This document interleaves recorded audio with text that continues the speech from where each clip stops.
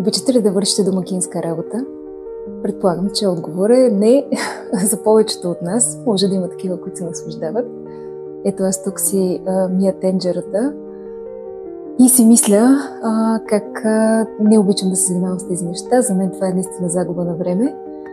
Но откакто имам Zoom срещите в Anaqua Storytel е другото нещо. Просто си пускам или Zoom среща, или някоя прекрасна книга от Storytel. И така всъщност успявам да се справя с, както се казва, да обърна този дефект в ефект. Хем да свърша нещата вкъщи, хем да се чувствам удовлетворена и да науча нещо ново.